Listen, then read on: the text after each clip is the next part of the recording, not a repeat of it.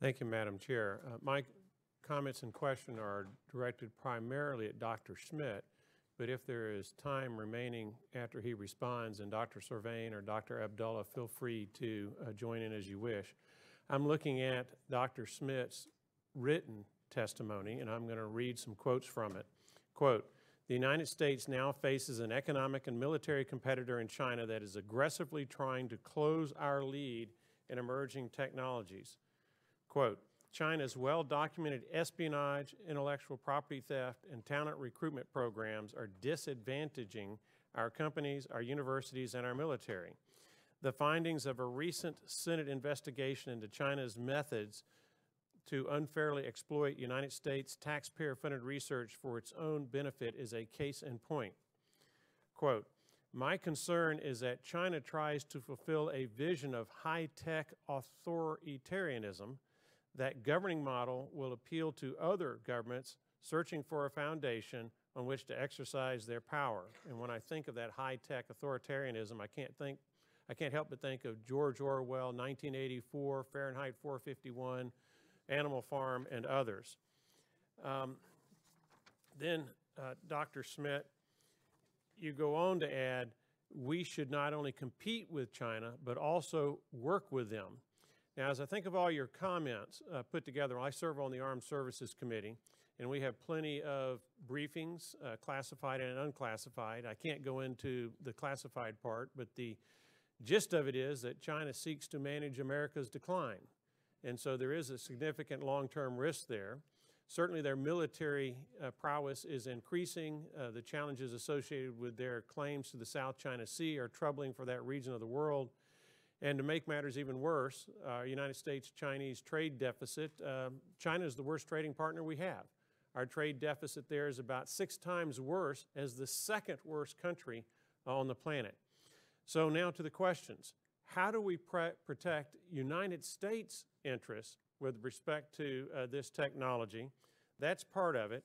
And can you share some examples, as much as you can in this open setting, of where you think there are opportunities to cooperate that would benefit the United States, and areas where we should not cooperate for economic and security reasons?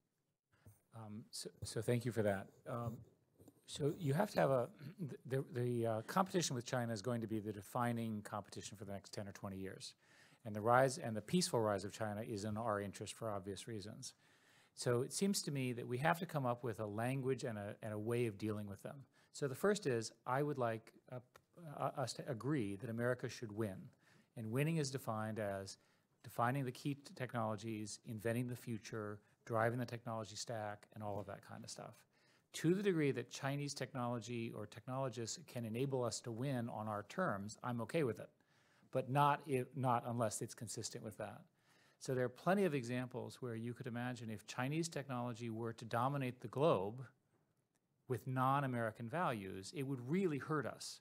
The most obvious would be, imagine if the internet were invented by China with a complete surveillance architecture.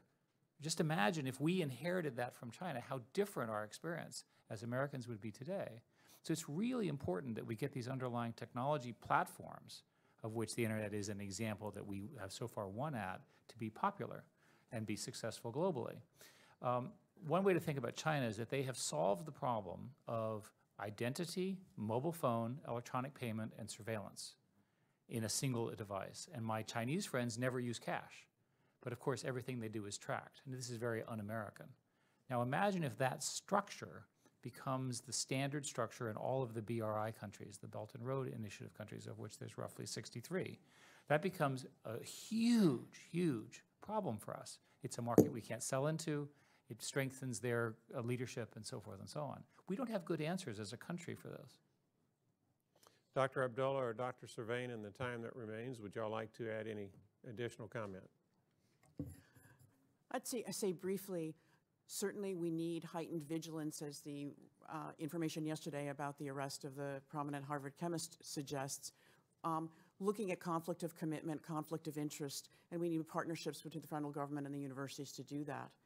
At the same time, as we think about competing with China, first of all, it's not just China, but it's certainly a lot of it there, but we compete by being the best version of ourselves. We need to recognize and respect that China and other nations contribute to humanity's knowledge, and it's a good thing.